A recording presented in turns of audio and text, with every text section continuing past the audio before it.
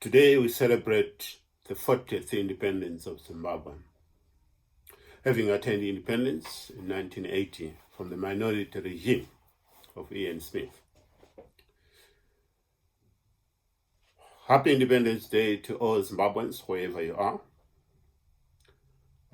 I hope and trust that you are reflecting on the journey that we have taken, the trajectory of success and also disappointments. Nobody would disagree that this is not the Zimbabwe that I want. And nobody would disagree that this is not the Zimbabwe that you want. 40 years after independence, Zimbabwe economy should be flourishing. We should be talking about a majority of the GDP coming from the informal sector. We shouldn't be talking about high levels of unemployment. If we had a government that is focused, a government that is democratic, and that actually fosters innovation. Other countries in the Middle East, in 20 years, they've transformed the desert into one of the flourishing industries, high-tech industries. In South Asia, for example, within the 20 years, we can reflect, we can give an example for China. China, in the past 20 years, they've transformed that giant country into one of the best countries in the world economically. And today, they are second most powerful economy in the world. We inherited an infrastructure that was solid and sound, and today we've destroyed that. We inherited an agricultural sector that was a breadbasket of Africa, and today we are a basket case of the world. But then, amid all these mishaps, one may ask, should we still celebrate independence? The answer to that is yes, of course we should. Independence 1980 is a milestone in the Zimbabwean history. No government, subsequent governments, will erase the fact that 1980, April, to be specific, is a milestone in Zimbabwean history. One, because it ushered a majority rule for the first time in the country. Also, we have to reflect on our brothers and sisters who died in the liberation struggle, fighting for majority rule. But today, our brothers and sisters who died fighting for Zimbabwe and for you and me to enjoy peace, tranquility, and prosperity would be disappointed. Those who died in the 1980s or early 1990s would not even recognize the very country that they marveled during their time. Today, as we celebrate our independence, the 40th independence under lockdown, which is a global pandemic, coronavirus. Now, let's also reflect on the nation building of our country. I think this time around, let's make sure that we come together, irrespective of our political differences, to combat this deadly disease, coronavirus. Both the MDC, the main opposition party, led by President Nelson Chamisa, have much to play, have a role to play in this period of uncertainty. Yes, we have 28 out of the 32 local governments in Zimbabwe. So that is a very big and very pronounced footprint in terms of local government governance. And we should use those tentacles to make sure that we cascade the word preventive, preventive, preventive. And what do we mean? That we should stay at home and practice social distancing. And also making sure that we practice high level of hygiene. That's the only way we can mitigate against the vast spread of this pandemic.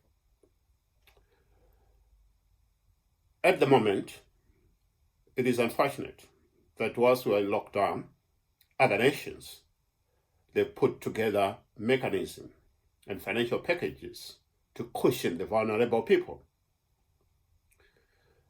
including bailout to various companies to retain their key skills, so that at the end of this pandemic, they're able to pick the pieces and continue the production and continue in terms of the contribution of the GDP of the country.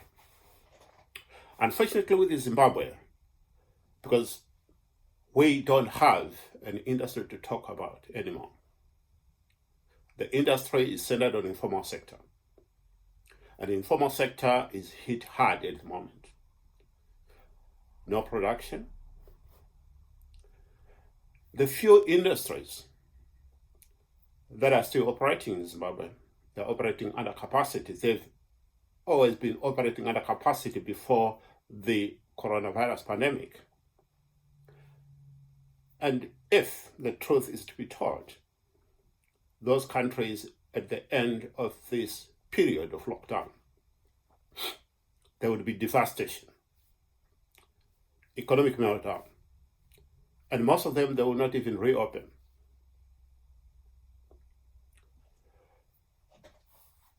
But then, what can we do as Zimbabweans? Yes, there's much we can do.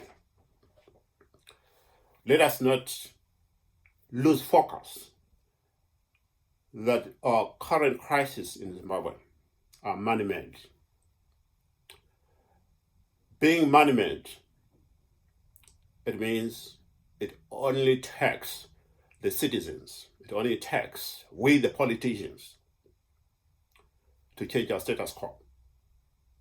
And that can only be done through changing of the government. It is no secret that the ZANU-PF government has failed the people of Zimbabwe. It is no secret that all arms of the state are captured. It is no secret that there is leadership vacuum in Zimbabwe. And it is no secret that MDC, led by President Advocate Nelson Chamisa, is the biggest opposition party with the capacity to turn around the economy of the country in the shortest period. We saw this during the GNU 2008-2009. Within less than 6 months, there has been a turnaround in terms of the economic fortune of the country. And we can do it again. We can do it again. Our biggest problem is that the current government of ED continues after the Mugabe era to rig elections, yet they are clueless of running the economy, of running the country, running various infrastructures. If ever this is the worst country, worst government, captured at every level of the government. And I think for as long as we Zimbabweans can realize that yes, there is light at the end of the tunnel, but it requires you and me to forge ahead, come together, and make sure that we build the Zimbabwe that we need. A Zimbabwe that in the next decade, we can be proud and reflect to say, yes, we did it as Zimbabweans. And that Zimbabwe is possible, and that Zimbabwe can only come if we Zimbabweans are united and remove this regime of ED that has brought misery to majority of the people of Zimbabwe. At the end of this pandemic, yes, globally the world will never be the same again. But to Zimbabwe, it will be a worse scenario. Worse scenario because we have no infrastructure to talk about. Worse scenario because we have no comparative advantage to talk about. Worse scenario because we have no manufacturing hub to capitalize on the need from a global perspective. Worst scenario, because our informal sector would have been destroyed. Worst scenario, because we'll come back to a government that violates human rights, or come back to a government that respects no human rights whatsoever, to a government that have no clue on how to turn around the fortune of the country. Worst scenario, because already before the pandemic, we're facing health catastrophe. And this time around, we are in deep, deep trouble. I pray that the coronavirus spares Zimbabwe in terms of its intensity and ferocity that we've seen in other countries like Italy, Spain, UK, and US at the moment. Because if it falls on Zimbabwe like a ton of bricks, then we are gone as a nation. And that will be a very sad chapter in our history. And I believe, and I pray that we Zimbabweans are aware of the shortcomings of our government, and that we are aware that the only ammunition that we have at our disposal is to ensure that we put preventive measures to mitigate against catching the virus, against spreading the virus. Otherwise, we have no government at the moment that can actually manage this pandemic if it comes to higher levels of cases and death, as we have seen in other countries. Yes, Zimbabweans out there, it is unfortunate that we are celebrating 40 years with virtually nothing to show for it.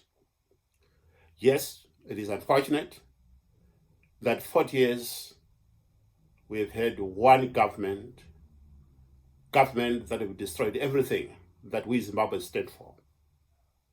Unfortunate that we are celebrating in lockdown, chasing an enemy we can't see. This global pandemic is real, as we've seen in other countries. But let us not lose focus.